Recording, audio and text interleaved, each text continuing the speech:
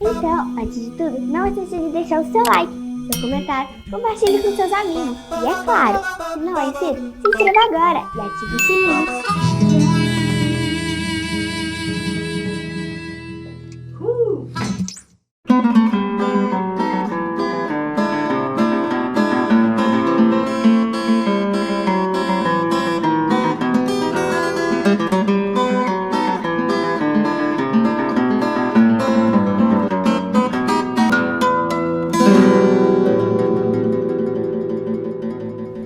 Um grupo de senhoras, lideradas por Geni Souza, com a presença de vários cidadãos e algumas autoridades, reuniu-se no Clube Carangola e fundou o Instituto Recolhimento São José, destinado a cuidar de meninas menores desamparadas. Era 13 de janeiro de 1935. Começava ali a realização de um sonho, por tanto tempo acalentado por Geni Souza. Tantas meninas que até então não tinham como vislumbrar um futuro, teriam agora o suporte suficiente para se transformarem em cidadãs. Veja que Carangola, já naquela época, dava sinais de sua vocação para políticas de inclusão social. Assim, em 7 de abril, Recolhimento São José iniciou suas atividades na Rua Coronel Fugino. Tanto os móveis quanto demais utensílios foram doados pela comunidade, sensibilizados todos por tão feliz e oportuna iniciativa. Mais à frente, em outubro de 1951, foi comprada nova sede, um terreno grande na Rua Antônio Tomé. Em nossos dias, já com o nome de Instituto São José, o acolhimento e o apoio às meninas continua. Com o passar dos anos, se tomarmos 1935 como marco zero, há dificuldades. As meninas que precisam de uma mão estendida continuam existindo. No ano de 1996, dei entrada no Instituto São José nas vésperas do Natal, dia 24 de dezembro. Fui recepcionada com muita alegria. Toda vez que chegava uma criança nova, era mais uma irmã que queria fazer parte desta casa. Tive muitos aprendizados, tive muitas brincadeiras, mas também houve momentos de muito choro e tristeza. Um deles era quando era chegada a hora de cortar o nosso cabelo. Passar a máquina na cabeça com aquela idade, sendo tão criança, era algo que realmente marcou a minha vida de uma maneira negativa. Não só a minha, como de muitas das minhas irmãs, né? Nos escondíamos para não ter que cortar o cabelo. Reconheço que muitas das atitudes tomadas naquela época, no fundo, era para nosso bem, né? Era pensando num bem maior, para um todo, com as meninas todas, que naquela época era cerca de 84 meninas, era muita menina para cuidar, viu? E sei que tudo que eu passei naquela casa, sendo bons momentos e maus momentos, serviu para me fazer a mulher forte que sou hoje, né? Hoje sou mãe de um menino especial que requer de mim muita força e sei que toda essa força eu devo ao Instituto São José. Cheguei no Instituto São José com 2 anos de idade, em 84, eu e mais 2 irmãs. Nós somos órfãos e saí no ano de 91, pois fui adotada. Esses 7 anos, com a minha convivência lá no Instituto São José, com muitas irmãs e mães, foram momentos bons e momentos ruins, pois era uma educação muito rígida, com regras e tudo pesadas. Mas também tinha momentos bons, inteirinamentos e divertidos. Brincadeiras educativas, como bolinhas de gudes, pula-corda, parques também, tinha um laranjal com frutas. Era uma casa bem assim, aconchegante e rica, porque a gente tinha muito amor e afeto, apesar da educação muito pesada, porque era aquelas educações que hoje não encontram no mundo de hoje, de ser ajoelhada no caroço de milho, de feijão, até o joelho ficar fundo. Mas também tinha momentos de sonhos, lazeres e prazeres. A gente acreditava em Papai Noel, em fantasias, pois éramos crianças. Nessa época que eu passei por lá, eu só tenho que agradecer, que eu não recordo muito bem, mas era na faixa de umas 42, por aí. Tinha crianças levadas, sapecas, tinha tímidas, tinha brincalhonas de vários tipos. A gente não tinha roupas, não tinha sapato, passava até aperto e fome.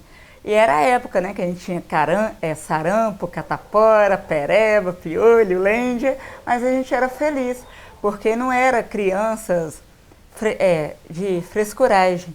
Isso tudo ajudou a gente a ter uma saúde forte e preparada para o mundo de hoje. Eu só tenho que agradecer, porque nesse abrigo onde me colocaram, eu amadureci muito para ser essa mulher feita e forte que eu sou hoje, guerreira. Então hoje eu só tenho que agradecer porque eu me tornei uma mulher experiente na sociedade, como mãe também e como cidadã, para chegar onde eu cheguei hoje.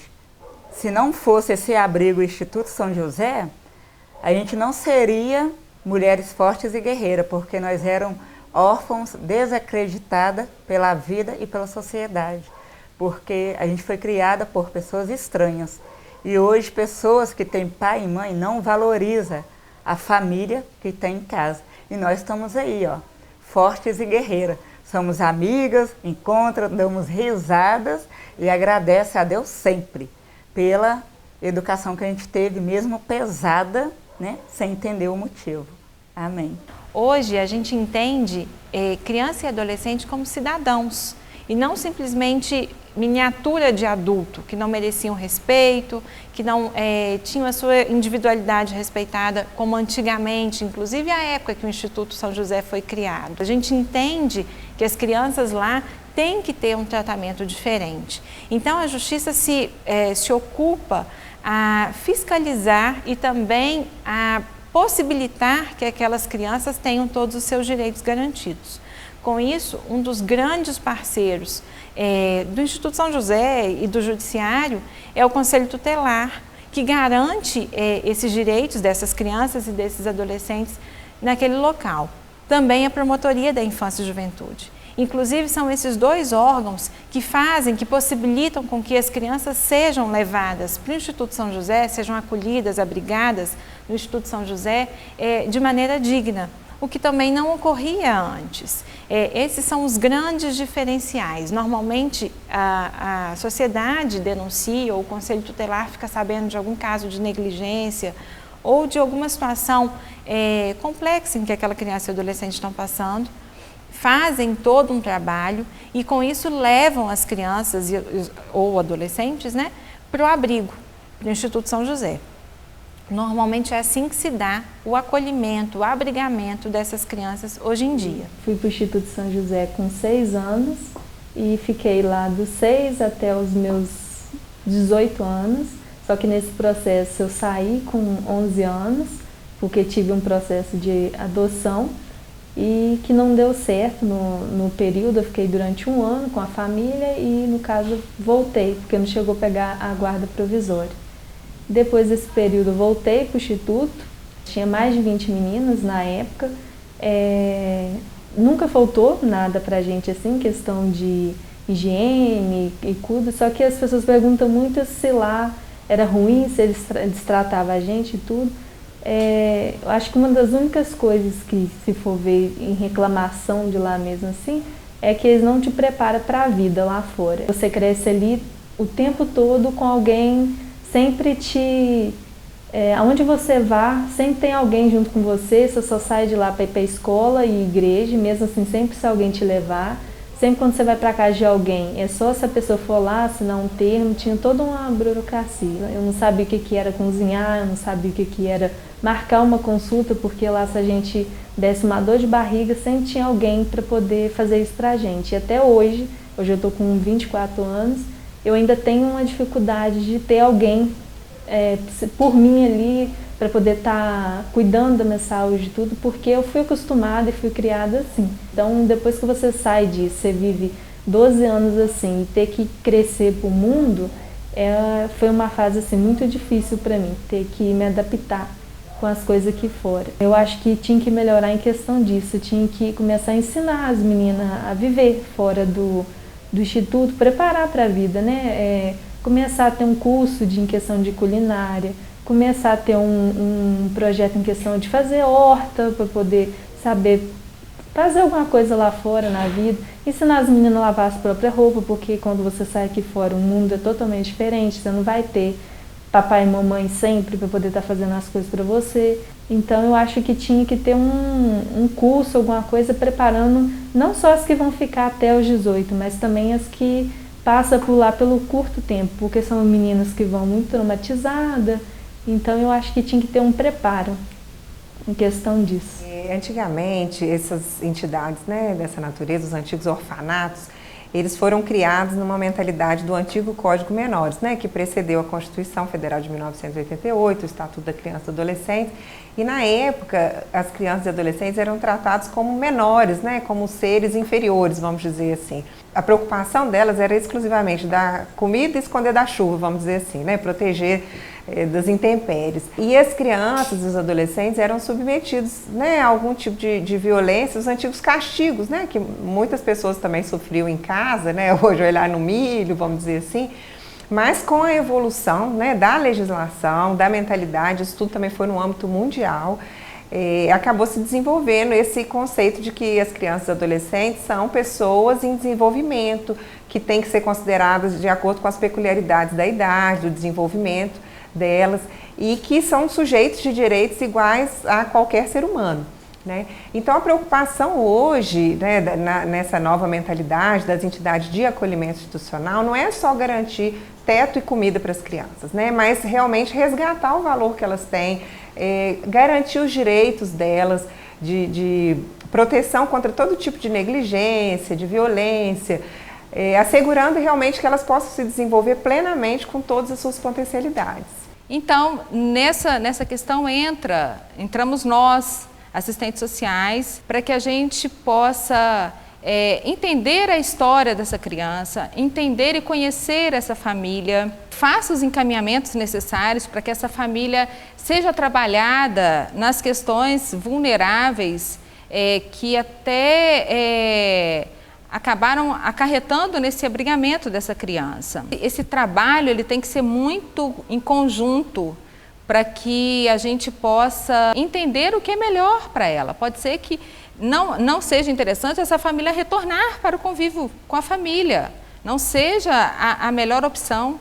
Então a gente busca as pessoas que já estão cadastradas, já estão à espera de uma criança pela via da adoção, para que essa criança vá para essa família, tudo isso viabilizado, analisado por nós, com a ajuda também dessa rede de proteção. Se antes a gente tinha, não tinha, né, uma equipe técnica ali, a gente não tinha profissionais que estavam ali atuando, hoje a gente tem.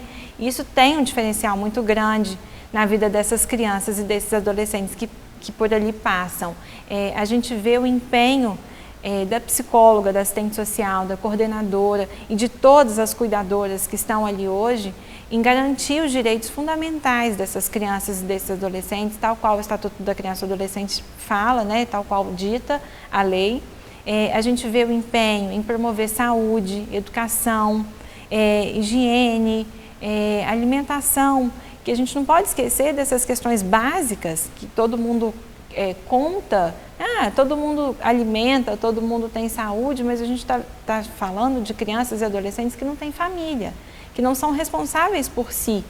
Então, a gente precisa enaltecer o trabalho, o empenho de toda a equipe técnica do Instituto São José e que a gente vê a diferença que faz, que esse trabalho faz na vida de cada criança e adolescente que está ali abrigado. O que nós, como sociedade, não podemos esquecer é que todo o orgulho que Carangola possa nos inspirar passa pela nossa capacidade de estender a mão àquele que precisa. Nós precisamos reconhecer, apoiar essas entidades, essas instituições não governamentais, porque elas são uma manifestação da preocupação da sociedade com as nossas crianças e adolescentes. O Instituto São José conta com mais de 85 anos de trabalho, né? Teve vários momentos de dificuldades, de erros, mas quando a gente vê pessoas que doam o seu tempo, que se preocupam mesmo com o outro, né? Uma verdadeira doação, a gente consegue ver assim, como isso faz bem para as crianças e como esse trabalho retorna para a sociedade num futuro a médio e longo prazo. Então nós precisamos, enquanto sociedade, enquanto poder público, valorizar esse tipo de trabalho, esse tipo de instituição e reconhecer todos os méritos daqueles que começaram e que continuam nesse trabalho. A criação do Instituto São José foi um sonho, foi uma obra, foi um exemplo. Não existe um motivo sequer que impeça cada um de nós de segui-lo.